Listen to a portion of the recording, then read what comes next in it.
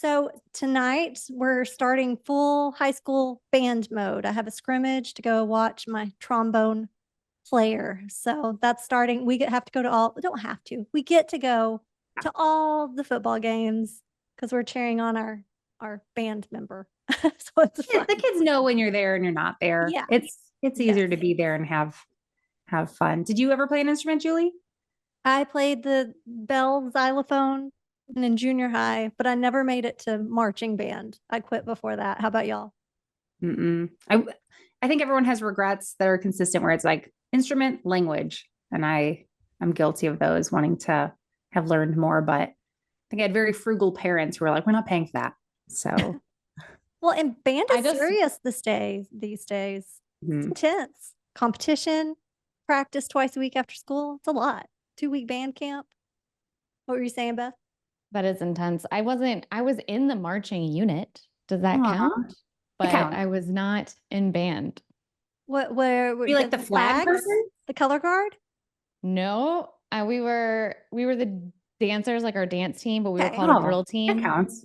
And so we actually looked, I don't know, it was very old school. It looked almost like cheerleaders because we had like our band skirt and our band jackets, but then we had pom-poms and we would do full on dance routines in the parade. And we used to travel. We went to Disney World with the band. We went to Myrtle Beach. So there's a bunch of like old photos of me somewhere in my cool band outfit, but I was not cool enough to play an instrument, but the arts were very big at our school. Louisiana, they have a lot of that, the dance teams that are with the bands and they wear the long gloves and do that. So that's new. They didn't really have that in Oklahoma, but now in Louisiana, I could see all the cool dance, whatever they call them in the stands. Parades pretty often? Is that like parades, Mardi Gras parades? We go to so many Mardi Gras parades so some up here, we're like a suburb of New Orleans. So some up here, but then some are like the legit down in New Orleans, real parades. And so we just laughed that my little 10-year-old, he's just used to it now. It seems like normal life to him. And you look around sometimes and go, this is crazy. He's seen it all. Exactly. It is flat, but he likes to dress up in like a suit and tie for those parades. And so he gets the most stuff. I mean, they hand him whatever he wants. So we just leave with bags and bags of fun of parade throws. So it's his vibe anyway. So yeah. Oh, totally. Doesn't he have like a purple or green suit? It's red. It's bright red. Yeah. He loves it. I'm like gonna do a prediction 20 years in the future that he's going to be like the parade. What is it, like the king of the parade? Like the Grand Marshal. Yeah, he's definitely Grand Marshal future in his. I think so. I think so. All right, let's get started. Welcome to episode 351. I'm Julie Jarnagin, and with me today is Beth Russell and Jackie Lipinski. Hello. Hi. We love it when it's all the ladies. I know, it's always fun. We get a real talk. Yeah, exactly. This is fun. So let's start with story time. Beth, you want to start? Sure. I'm not going to be super descriptive because I can't remember exactly what happened. So forgive me, everyone. But I had this moment of magic, I shall say, on a leadership call recently, and it just reminded me the power and the beauty in overall collaboration. So, going into any leadership call that we have our points that we want to talk to, the data that we want to dig into, but naturally something comes up or there's like a moment or a question that's asked that you kind of get, I don't want to say derailed, but you go down a different rabbit hole that maybe you weren't expecting. But this one in particular was just beautiful to witness unfold. And our teammate, Jessie Suggs, was talking about online sales, and she said something, I don't quite remember what it was, but it was associated with the powerful aspect of online sales and their level of customer service and what it means to the overall journey.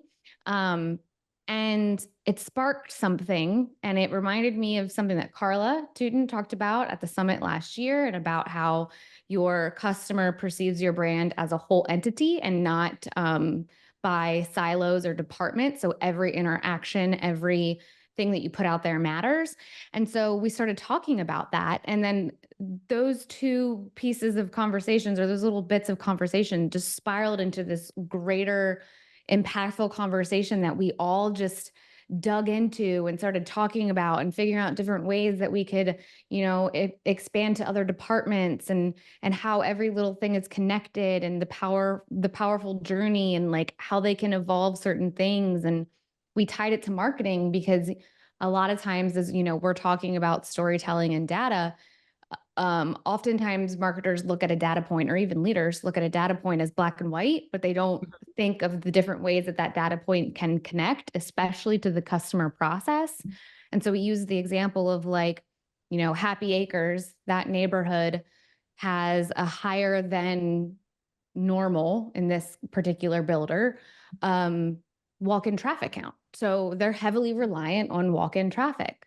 So what does that mean from a marketing perspective? It means you're going to differentiate how you allocate some of your budget. You're going to really focus on signage. You're really going to focus on all of the different messagings that you have on site. You're going to worry more about worksite cleanliness and how many signs are, and exactly where they're placed within the neighborhood itself. And all of these things kind of steamroll when you start thinking further into the process and how everything is interconnected. And it all starts in a room with people just collaborating and different ideas just kind of going off the cuff. And it was just really cool to be a part of and witness. And it was probably a small little highlight of the week for sure. It's so funny you say that, because I just had a meeting with somebody today, and it was just an extra because we kept having emails and phone calls, but finally we're like, we just need to hash this out. And I asked her, I was like, are you a verbal processor? And she was like, yes, it gets to a point, which there's a lot of value in writing things down and being able to get your thought process down. But also there's a certain point in the process where sometimes you just need that synergy with somebody else to go back and forth. What about this? What about this? What if they ask about this? How do we, what would be the strategy for this? So I think there is certain times when there's power in having a couple or a whole group of people to kind of be able to work through some of those things. And sometimes some of the magic happens in those conversations like that. I see there's a lot of power, when I get asked a question, like sending them a Loom video. And I also have to know that this is not for that one person. 50% of the time, it's probably going to be forwarded too, because sometimes you're right. You just need to know the conversation aspect and how that person digests and thinks about information. But Beth, your story actually reminded me, I have a story, I guess 2 stories now. I had this interesting call, and the marketer held this event, and she's like, it was the worst event we did. Oh no. She's like, it was so painful. But I think we talk about front of house versus back of house. She's like, you know what? The customers didn't know.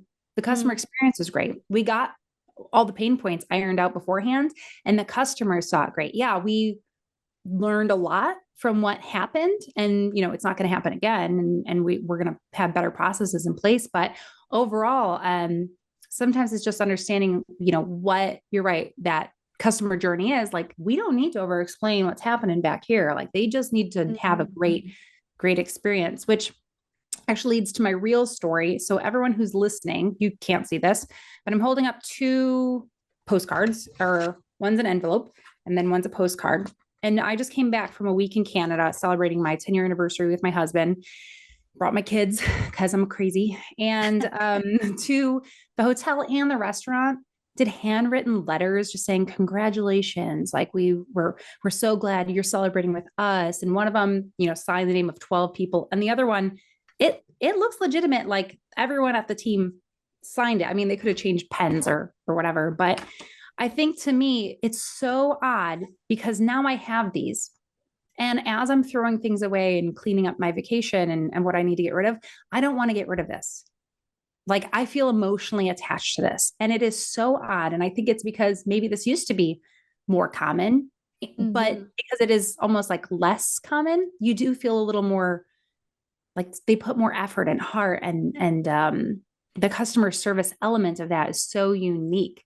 And just talking about how to elevate that customer service. I had to eat out for almost every meal And we put in a couple places like, yeah, we're celebrating our anniversary. And some were just like, finger gun, congrats. And then they'd run off. But these two places, took time out of their day to congratulate us. One brought us dessert, one gave us tiny champagne. It was just very sweet. And I think I'm always just going to remember that positive impact that did not take much time or effort on their part to go above and beyond for something that, is something that you do want to celebrate, just like buying a house.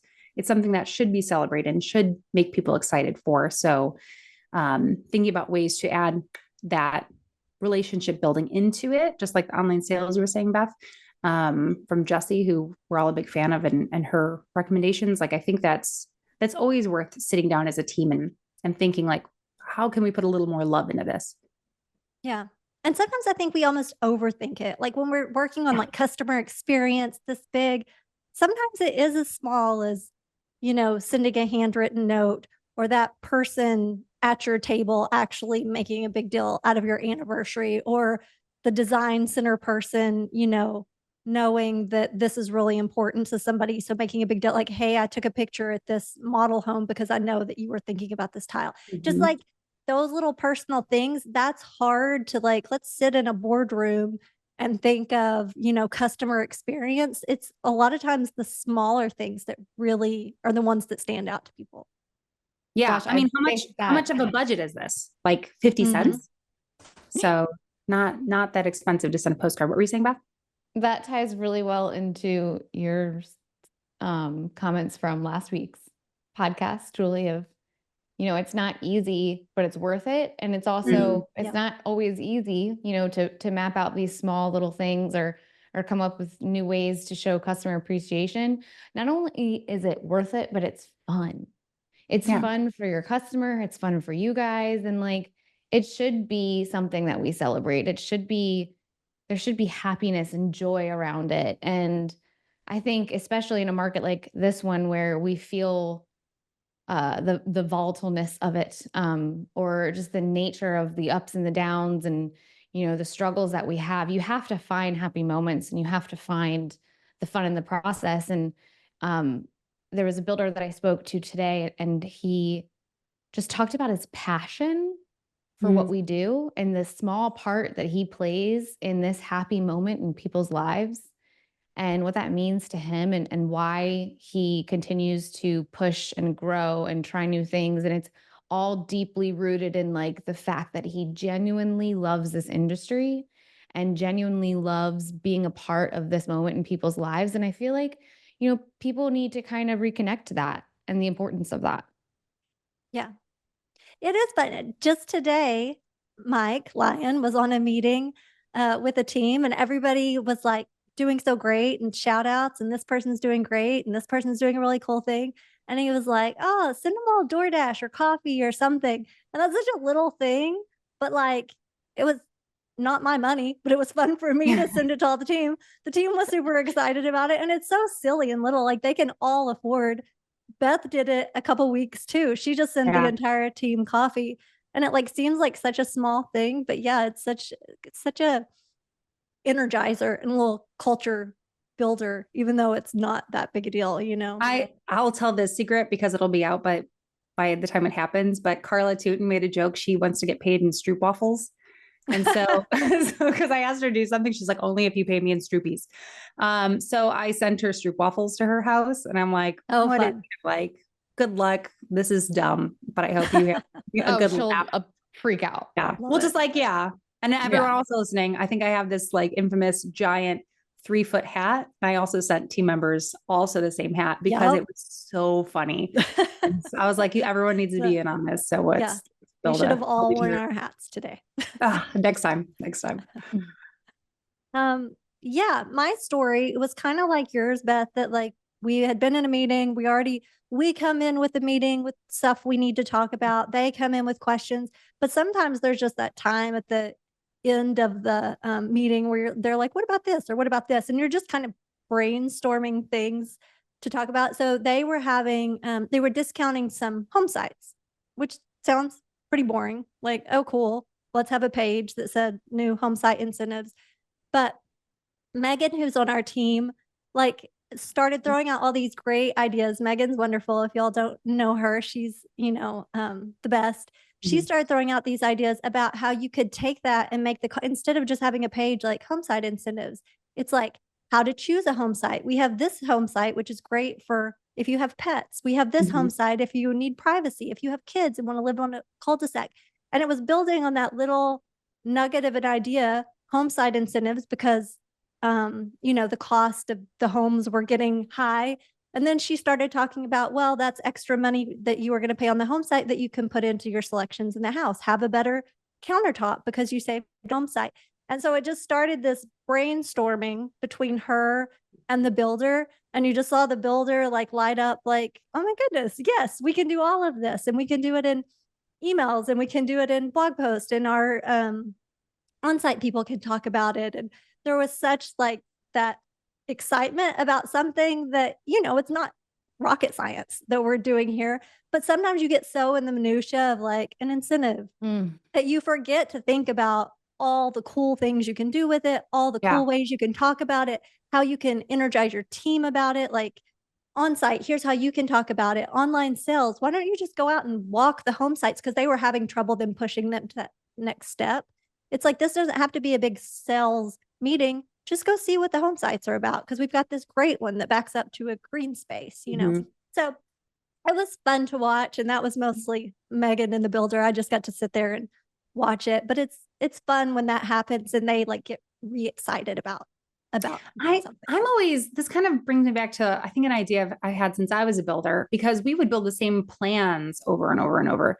And, we have so many people who go, okay, I just want to make sure we have good reviews. And it's like, well, if they bought the Westport plan, like, can you just ask them some questions specifically? Like, what's your favorite thing about the Westport plan? And then on all your Westport plan pages, if you build it over and over, like, what's something great? Here's the 5 people who bought the Westport plan who have these things to say too. So there's always like unique ways to talk about incentives or individual homes, and just really build up that confidence. And especially when you have like opinions or different people's perspective, it really opens up more opportunities of how things can be talked about, depending on, that person wants to, like we talked about, receive data and like what's important to them. Oh, well, we talked as a team, or we heard directly from home buyers. They love that detail that you're talking about. That's important to you. And that is why they chose it. Like, there's confidence in not feeling like the first person. And knowing that there is reason behind decisions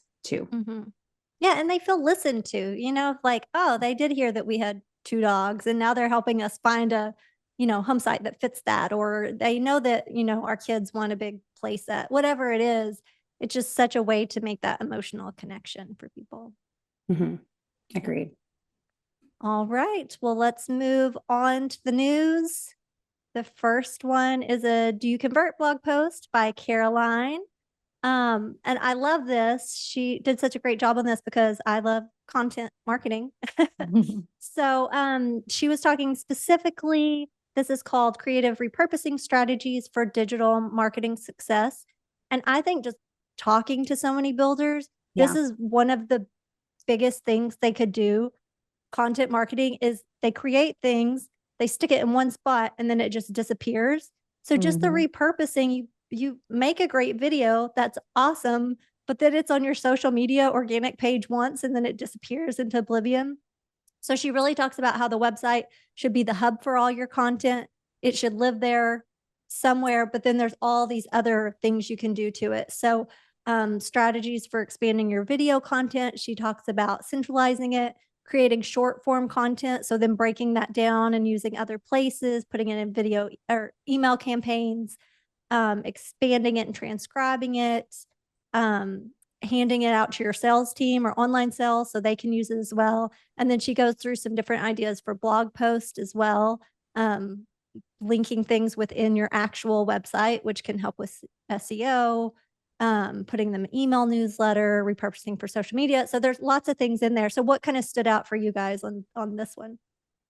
I just love the format of it because I feel like every builder marketer should grab this article and bookmark it, because it's an easy read that you can go back to and, get a clean list of all the different places you can utilize it. Because you're right, Julie, a lot of times we look at content as set it and forget it. We put all this time and effort in, and even money into a testimonial video, and then we put it on YouTube or our website, and then we don't do anything else with it. Well, you could break that testimonial video into a bunch of different snippets. You can create a reel out of it by meshing it with other testimonial videos. You can use it for an ad. Like, there's so many different things that you can do. And I feel like it's almost a challenge that we need to present to our marketers and to our teams of saying, like, okay, you did this. Now what? Now what? Now where? Now how? Because there's so many added layers and added one piece of content has a lot of legs. It can live in a bunch of different places, and it has a lot of potential. And you put time and money into it, you better make it work for you. And I think one of the things you guys might have run into this too is that people are hesitant to repost something that they've already shared. I had this same problem. It was a builder talking about a promotion, and they're like, "Oh, we did it 2 years ago in the fall, but we need to come up with something different." And I was like, okay, how many people buying today are buying from you 2 years ago? And they're like, and like it was a head slapper. They're like, and would they even remember it if would they they were? even remember? That's, I always talk about putting on our brand blinders or like builder. It's like we reduce, reuse, recycle. And I think that's what you're saying, Beth, is like, that would be a good challenge. Like thinking about, okay, how do we, if times are tough or we're a team of one, or we have to use something, what can we reduce? What can we reuse? And how do we recycle that? And how do we make sure to use every piece as evergreen as we can? And I liked your idea. And one of the things I used to do too is, previously we were doing testimonials at person's house, and it'd be great. And like, it'd be featuring their house in the background, but then the house was kind of blurred. And I was like, okay, we just spent like how much thousands to get one video produced. But then we had an open house and we just sat a camera in a corner. And we're like, boom, boom, boom, boom. So when like 1/5 the price, and in one event, we're able to get 5 versus trying to use too much of our time. So there's a couple ways you can think about it, is like reusing it. And then also the questions you can ask. If you're asking the same question, now you have 5 videos. And if you've asked everyone the same question, now you have one video asking everyone the same one question. And so there are ways you can think about reusing and recycling your content for, one, your sanity, and two, remembering that, how long is your buyer journey? 180 days, 40 days, like you can continue to reuse this stuff because the people on your website are not as return visitors as you might consider. And so it's okay to reintroduce yourself over and over and over again. Yeah. I think, Jackie, you're the one who introduced me to the idea of, is it COPE? Create once, publish everywhere. And I included that in the book, about, as you're creating these things, think about like the longer life of it. How else can you use it? If you have a videographer for a day, like what else can he grab for you that you can use other places? So. Well, I'm not going to say who told me this term, because I don't think it's appropriate, because I've started using different terms, but in the past, like, I think the better way that Caroline is saying it is, I would say, like, are we using all of the bison? If we went hunting and killed the bison, like, don't let the bison die and rot on the field. Like, we have to use all the pieces of the bison and be efficient. So like, let's think about how we take that one piece of content and make sure it's, going to a good place and being utilized properly, but not really the analogy I use. It's a bad visual. It's a good point. But going off of what you just said, Julie, too, I think it's important that you pre-plan some of this. Like, I think oftentimes we're trying to figure out how to reuse and recycle content after we have it and after it's in our hands. But maybe you don't have all the B-roll. Maybe you don't have the full format that you need. Like, think ahead of time in your content planning process, like you just said as well. Have all the different ways that this can live, all the areas that this could live, all the different ways that you can utilize it, and plan for that ahead of time so that you are getting what you need to enable to do that. Yeah. Yep. All right. So our next article is from The Bite, and it's, did AI already peak and now it's getting dumber?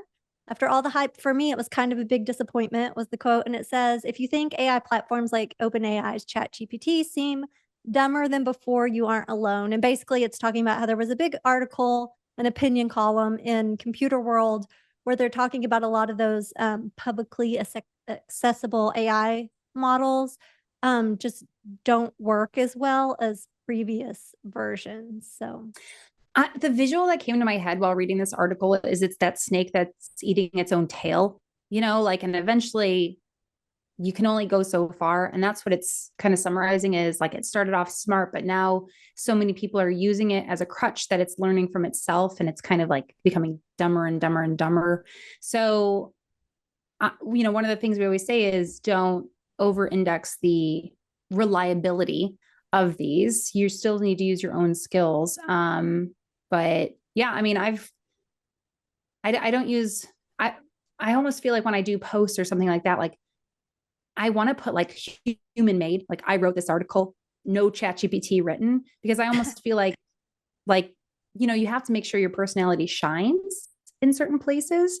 And that is important because if you've ever asked it to rewrite anything, it does start sounding very much like it's repeating itself or clunky. So I feel like I've actually stopped using it more so since it was released because of how clunky it is. It says this is going to become an increasing problem as the human world runs out of high quality content, with some experts estimating it'll happen by 2026. So talking about reusing and recycling, I think ChatGPT and all these AI models are just like recycling the same things over and over. Did y'all see there was something going around on, I don't know, Instagram or something, where it was asking ChatGPT, I think they've since fixed it, how many R's are in the word strawberry, which it's 3 because STR and then berry has 2. So it's 3, but the AI models kept saying 2. Well, that's because it breaks it up into little codes and it didn't even have the whole word in there. So it was just, even the AI model couldn't figure out that strawberry had 3 R's, not 2. So anyway, go Google it.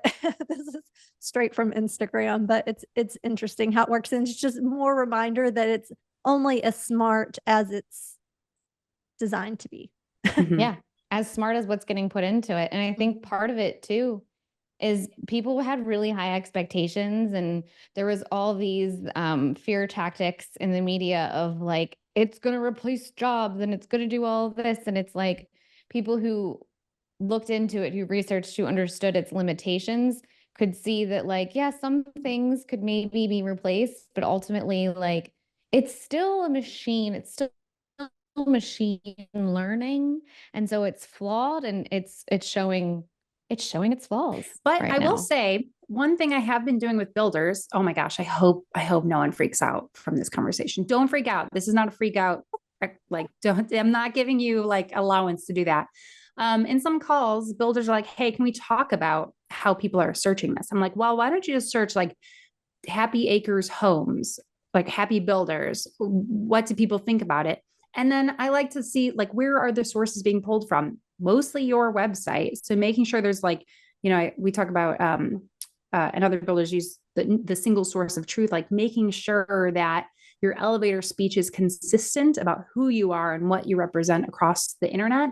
Because if there is 0-click searches happening, your website is still, the data there might not be traffic on it, but still there might be some people asking to summarize stuff from your website, and they're still pulling you as the source. So content on your website still needs to be considered, still needs to be 10 out of 10, and still needs to have the customer in mind when you're answering questions. Yeah, maybe even more important now than it used to be, because all the AI is kind of mining that information. So a blog post that may have been buried and nobody would ever see, now if it's grabbing that from 3 years ago, we just need to make sure we always have accurate and good content on there for those reasons too.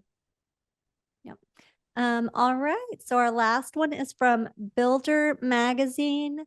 Prioritizing pets. New study reveals the role of animals play in home design. In 2024, U.S. House Pets and the Home Study uncovers pet owners' top priorities and home projects. And this is by Simone Strong. And this doesn't really surprise me. It's talking about really how much people are paying extra for these patios and bath showers for your dogs and all these things, which I'm not surprised. How about you guys? Guilty. What do I you mean, have in Did you your pay house, for anything Beth? extra? Yeah, tell us.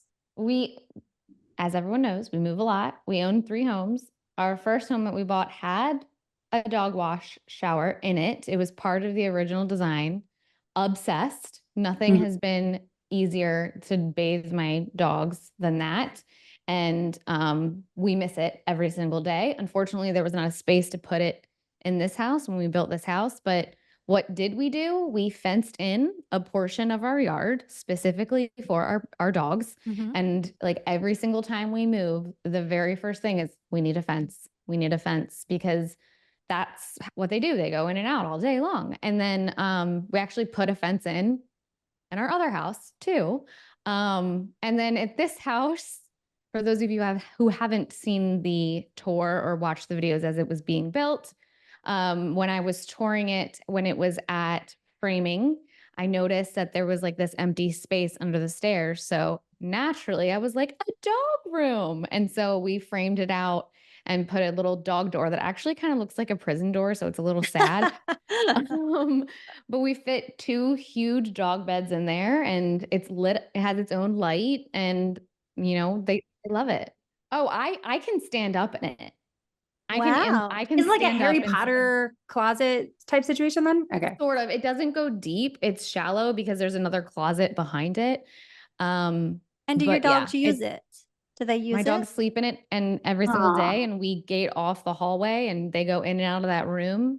Yeah. And that's where they It's spend their funny. day. We I was talking to a builder and they were like, oh, townhouses. We struggle with townhouses, which is consistent. You know, like townhouses need more traffic. There's less people in the market specifically for townhouses. But when the builder said, but this community comes with a dog area and it's like dog focused and is very dog friendly. It's like, oh, we still have the perks of certain things about home ownership. Let's highlight that and let's put that in the ads. And we did see, you know, it was positively like building up the lifestyle of the area. And we're like, if you do have features and we know that is a stat, like why not lean into that or experiment with that and messaging?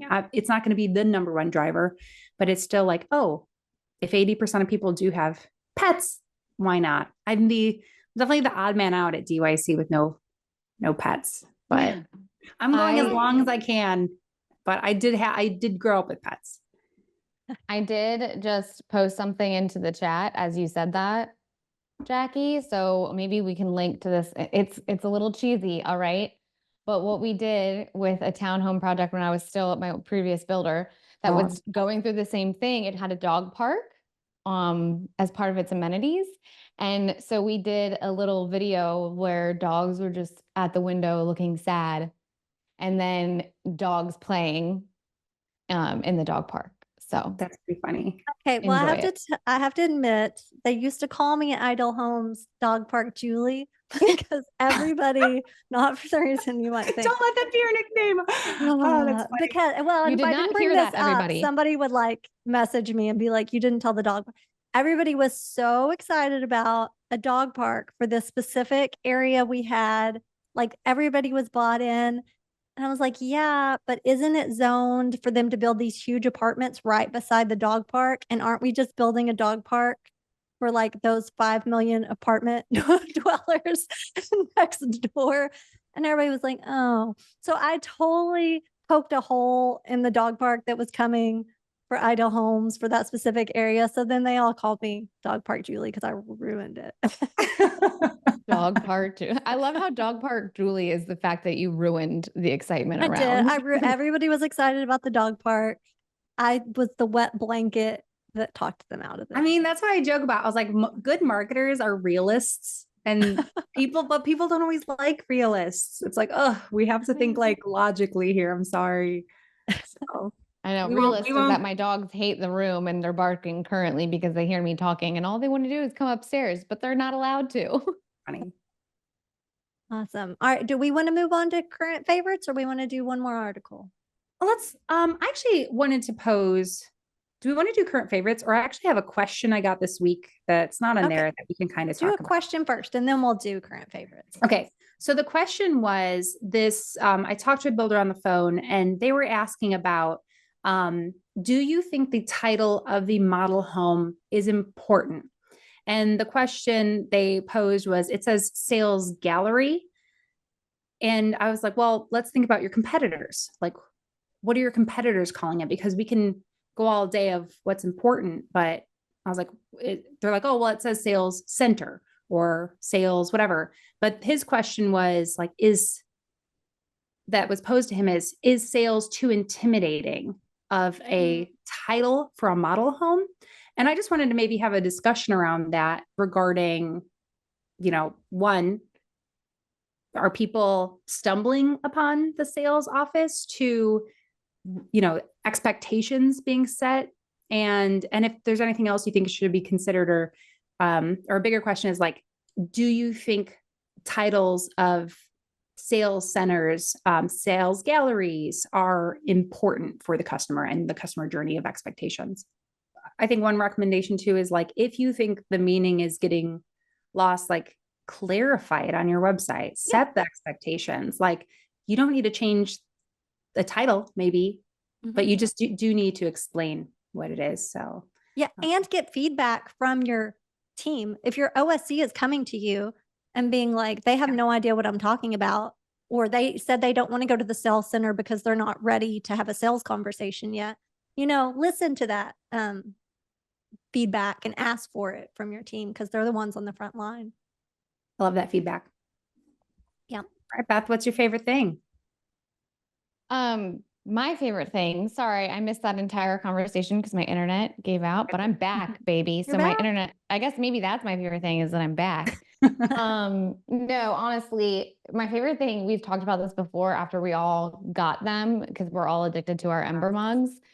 Well, my husband he doesn't buy things for himself. He's like the hardest person to buy gifts for. And he just had his 40th birthday and he didn't want a big frou-frou over it. And so I just tried to think of something that would be useful, convenient for him, that he would never buy for himself.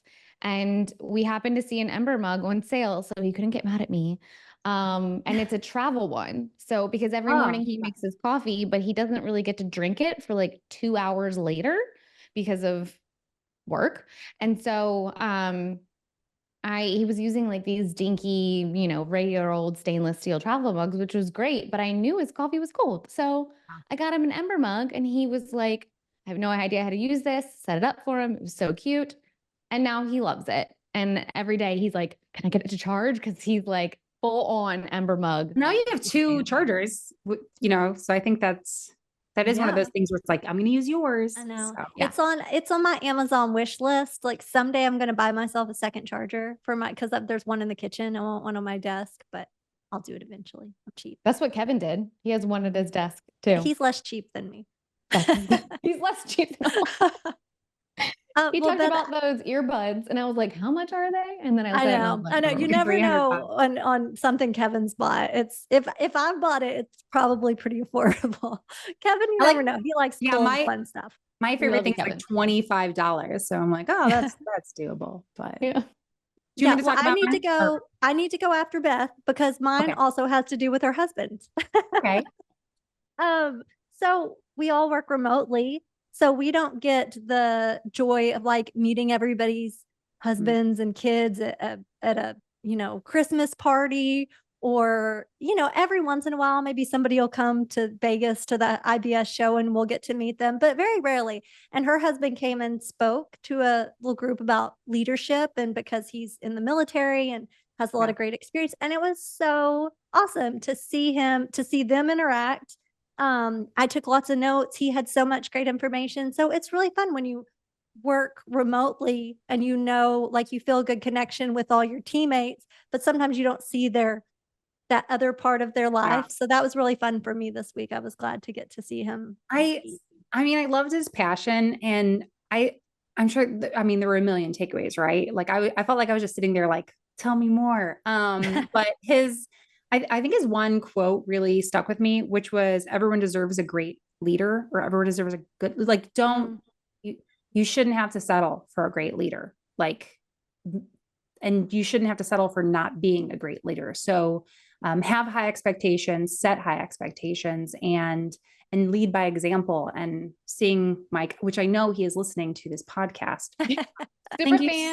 Super fan. Thank you so much for your time. And I think one thing that really came out of that too, and we talked about afterwards, is man, sometimes you need someone outside of your organization to just have a conversation with your team to give you better insight. You can't live in this funnel tunnel. Sometimes, it is good to get speakers like Julie and Beth and I. Sometimes if there's a new product or a rendering company, or we want to learn more about it, the three of us will jump on a meeting and pick those people's brains together so we can group learn.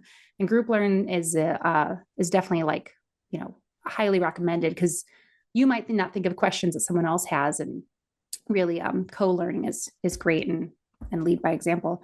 Well, my favorite thing is really lame now, so thanks guys. Sorry, just say your favorite thing is Mike Russell. It's fine. My favorite thing is Mike Russell. No, my favorite thing is, so I was gone for a week and I had to live out of suitcases with my 2 kids and my husband. And I bought this thing off of Amazon that I got influenced on. And it's a portable hanging travel shelf bag that kind of collapses like an accordion, and then has 2 hooks and it hangs in a closet. And it was so nice to just be able to pop that out, pop it back in, have your clothes folded into outfits. And I felt like such a organized, my clothes were not in that. So I did live in the tornado of a suitcase.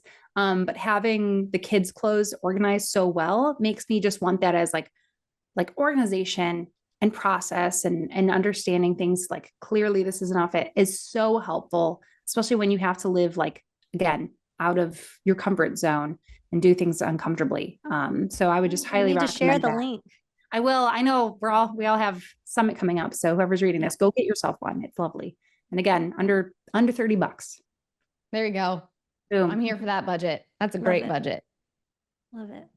All right. Well, you can send your questions or feedback on this episode or any other to show@doyouconvert.com. We really do love it when you send us questions. Gives us more fun stuff to discuss.